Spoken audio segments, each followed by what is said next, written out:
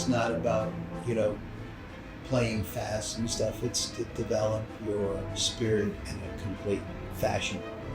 But so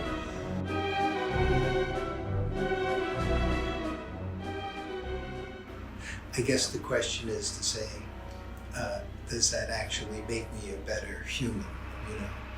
I've gotten to experience things that other people haven't, but I also wasn't playing professional football either. I don't know if those people are better humans or actors or so.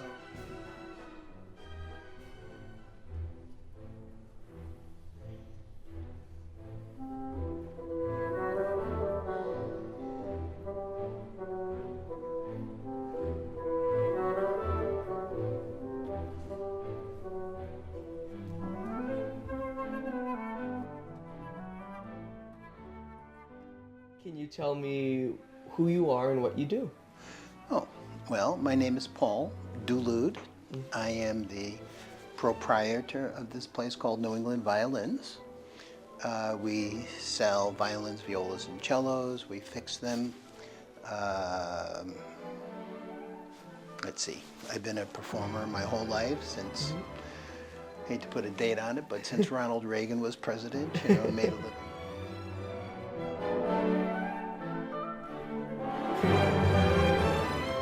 That when I was probably in the 4th grade, 9th, I heard the viola and I'm like, I think I want to play that. But in those days, they just handed everybody a violin. So it wasn't until high school that I sort of was able to find my voice in that. And I went off to college because, not being very smart, I thought that I would make more money as a musician than as a photographer or something. So my teacher was a force of nature, and here we go.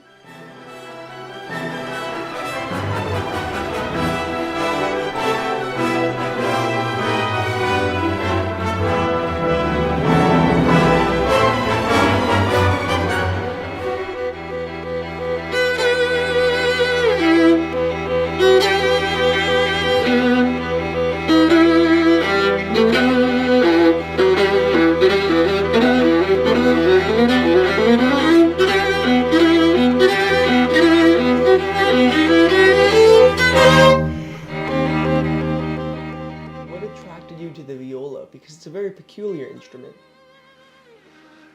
Well, I think I've been thinking about that for my whole life, but no, it's because I think it's more human sounding. It's more like the mother's voice than the high, it's not always a screeching soprano, right?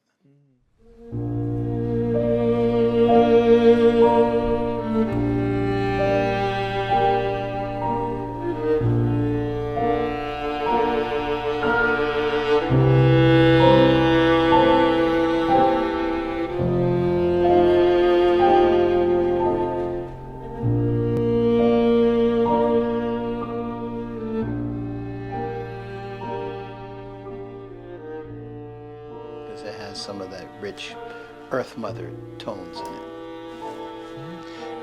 When you're playing it, there's being inside the harmony is interesting.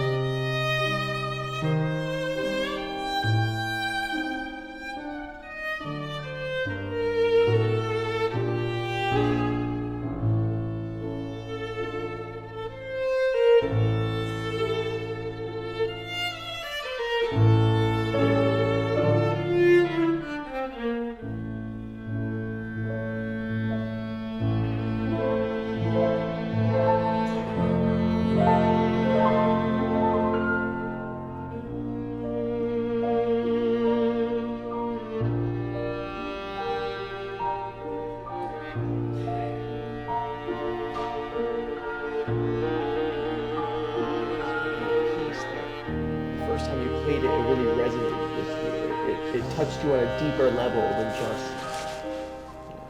Well, anything Beethoven, anything Brahms. No, there's Beethoven's Seventh, pretty good one. Beethoven's Third, but any of them. Yeah. You know, there's kind of a reason that some of this music that is hundreds of years old still reaches out. It grabs the heart.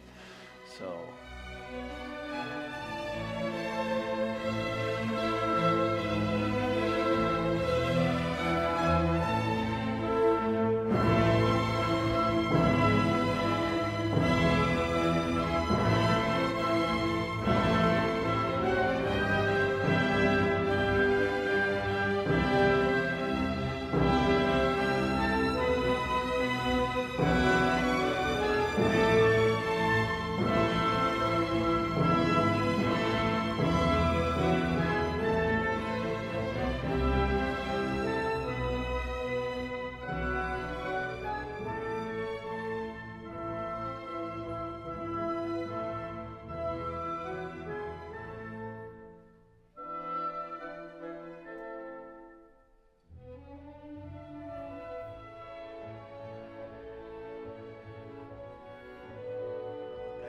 Tell when the kids are here trying instruments with mom and dad, I said, do you know how to get great at the violin or the cello? You know how to get great?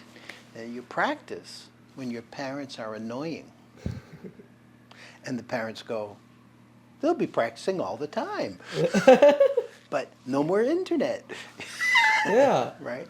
So I mean there's if you want to get, you know, you can play your 20 minutes a day and you'll make progress. But if you want to get great at something, you have to, you know,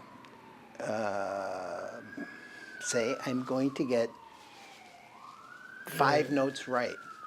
5 notes, 3 notes right. And then when you compare those to the notes that aren't right, you say, oh, maybe I can add 5 notes to the 5 notes, you know? Yeah. So it's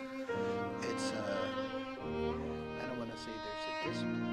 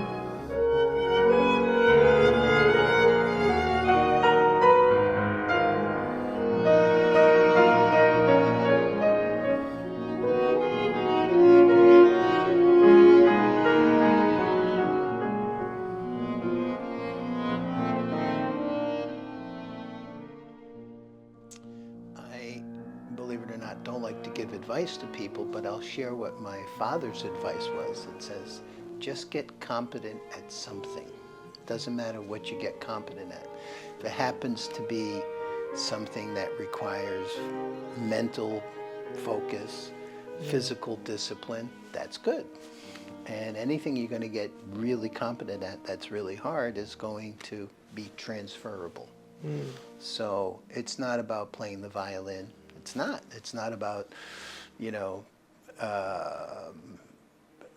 doing things where you only need a certain part of your abilities, you know.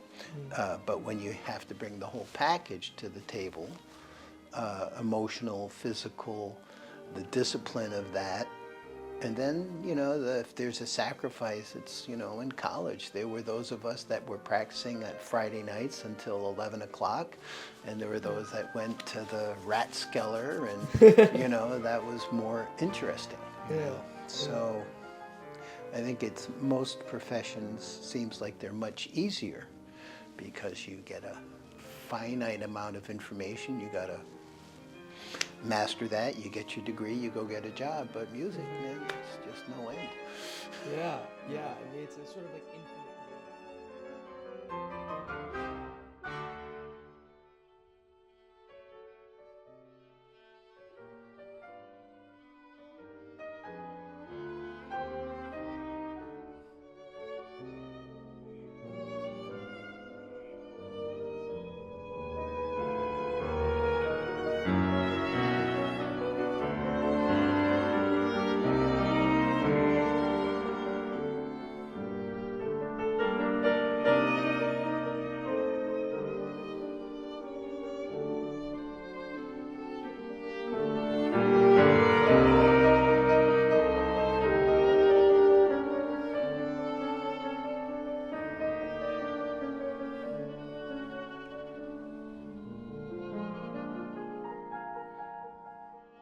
Hey guys, thank you for watching, and most importantly, thank you for listening, because there's a very big difference between watching someone and actually listening to something.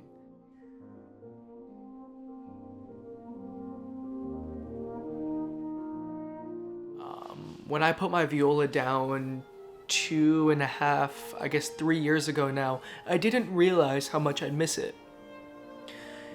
For over a decade, I devoted myself to music, in every sense of the term. I lived, breathed, and bathed in sound, and I didn't realize how much that would affect me not having that as such an integral part of my life. So making this documentary, making this video, it meant something more than just, oh, here's a cool interview with someone. It was sort of a meditation on my life of music. So thank you.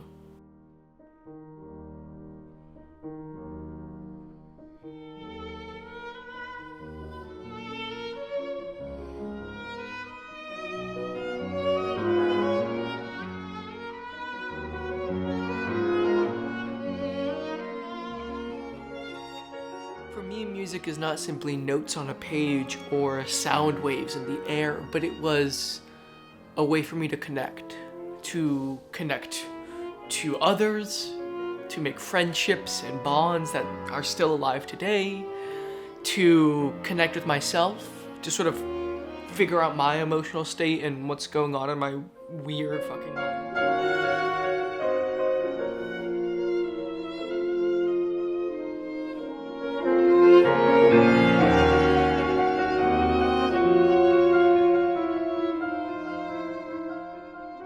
And most importantly, music was a way, and is a way, for me to connect to the sublime. You know, that feeling of ecstasy and joy and satisfaction that you feel when you make love to someone. When you see someone absolutely love and enjoy the thing that you create, produce. When you are really deep in conversation with someone. That sort of thing, I don't know how to describe it other than the sublime.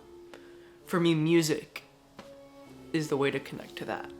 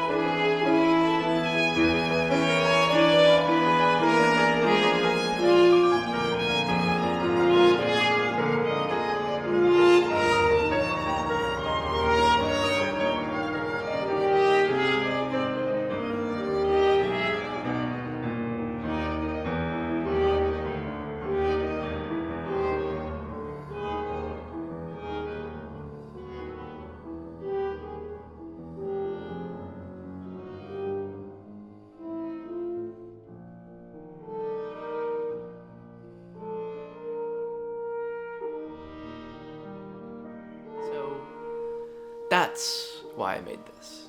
So thank you for watching. Thank you for listening. Thank you for being here. And I hope music means as much to you as it does to me. Bye.